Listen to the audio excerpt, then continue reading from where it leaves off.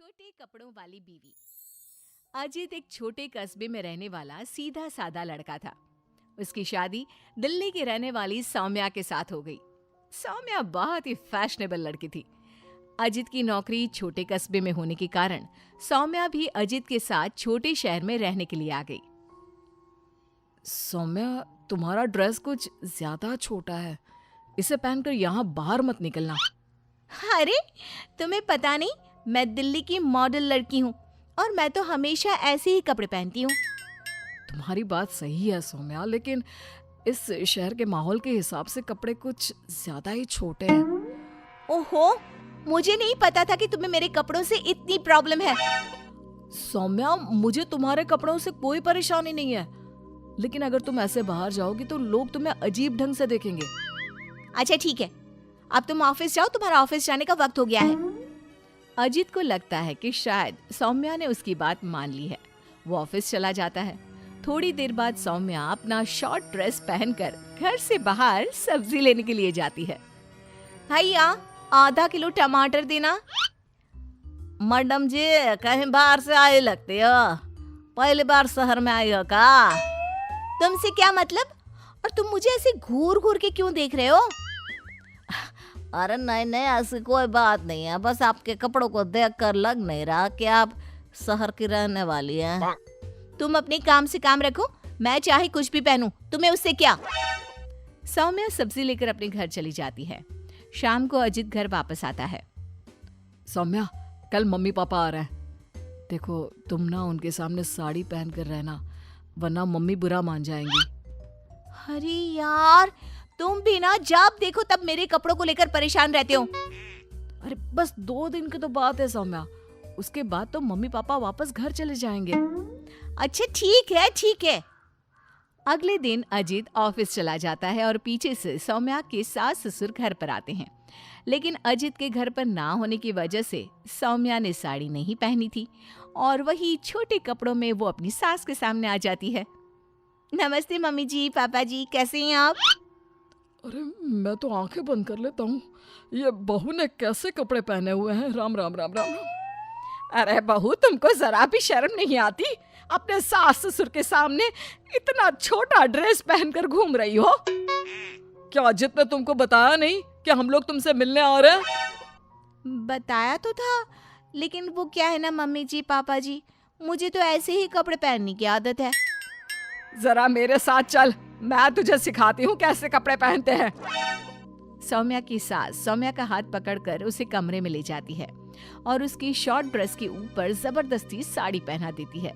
साड़ी पहनने के बाद सौम्या जैसे ही घर का काम करना शुरू करती है, बार बार जमीन पर गिर पड़ती है। हे भगवान, ये क्या मुसीबत है? ये 5 मीटर की साड़ी पहनकर काम करना मेरे लिए तो बहुत मुश्किल है। क्यों बहू, अब पता चला ना कैसे कपड़े पहनने चाहिए? तो मम्मी जी, आपके कहने का मतलब है कि आप लोगों के सामने मुझे साड़ी पहननी चाहिए? हाँ बहू, तुम्हारी सास के कहने का यही मतलब है। अब आगे से ध्यान रखना। शाम को जब अजीत ऑफिस से लौट कर आता है तो सौम्या को साड़ी में बेहाल देखकर उसे बहुत हंसी आती है। लेकिन अगली सुबह जब सौम्या सोकर उठती है तो उसके कपड़े देखकर अजीत और उसके माँ बाप का सर घूमने लगता है। अरे सौम्या, तुमने ये क्या पहना है? आपकी मम्मी ने साड़ी पहनने के लिए कहा था तो मैंने साड़ी पहन ली। लेकिन सौम्या, तुम्हारी साड़ी तो घुटनों तक ऊंची है, जैसे ये साड़ी ना हो कोई मिनी स्कर्ट हो।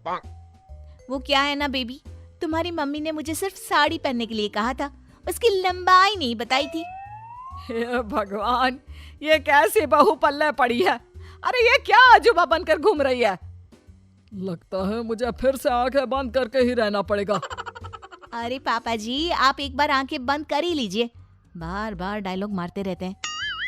ये तुमने क्या हुलिया बना लिया है सौम्या? अजीत के मम्मी और पापा अपनी बहू की हरकतों से परेशान होकर वापस चले जाते हैं। अजित सौम्या को समझाने की कोशिश करता है, लेकिन वो उसकी कोई बात नहीं सुनती। एक दिन सौम्या कुछ ज्यादा ही फैशनेबल कपड़े पहनकर घर से बाहर निकलती है। उस छोटे से कस्बे के लोगों ने उस तरह के कपड़े कभी देखे ही नहीं थे। अरे बहन, क्या बात है? तुम्हारे पास पहनने को कपड़े नहीं का? लगता है बहुत गरीब हो। चलो मेरे साथ, मैं तुम्हें अपनी पुरानी साड़ी दे दूंगी। हाँ, पागल हो गई है क्या? ये आजकल का फैशन है, फैशन। सौम्या जैसे ही थोड़ा आगे बढ़ती है, अरे देखो बेचारी कितनी गरीब है, इसके कपड़े भी फटे हुए हैं। लो ये 10 रुपए रख लो। हाँ कोई बात नहीं। अरे मैं कोई भिखारी थोड़ी ना हूँ। कितने अजीब लोग हैं यहाँ के, इनको फैशन का मतलब भी नहीं पता।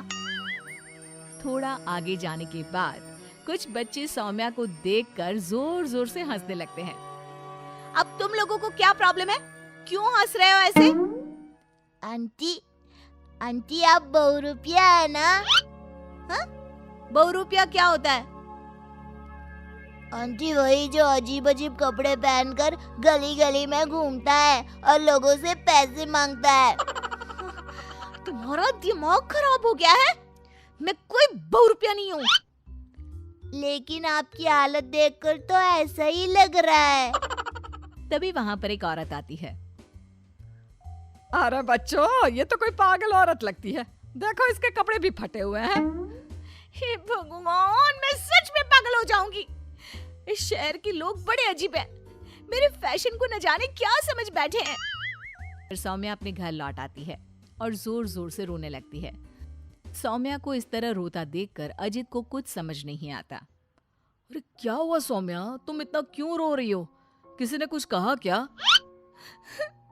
इस शहर के लोग पूरे पागल हैं।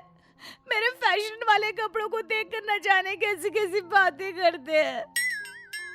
तभी अजीत और सौम्या को घर के दरवाजे पर जोर जोर से खटखटाने की आवाज आती है। बाहर जाकर देखते हैं तो 2-3 औरतें वहां पर खड़ी हुई थी। कौन है आप लोग और क्या हुआ? अरे आपके घर में एक औरत रहती है ना, फटे हुए कपड़े पहनकर घूमती है। हम उसे ले जाने आए हैं। कहाँ ले जाने आए हैं? अरे पागल खाने या फिर महिला सुधार गृह में छोड़ देंगे। लेकिन क्यों? हम उस बेचारी की मदद करना चाहते हैं। उसके पास पहनने को कपड़े नहीं है ना। आप ऐसा नहीं कर सकते। लेकिन क्यों भाई साहब? क्योंकि वो कोई पागल औरत नहीं, मेरी छोटे कपड़ों वाली बीवी है और उसका दिमाग बिल्कुल ठीक है, बस कपड़े थोड़े कम है।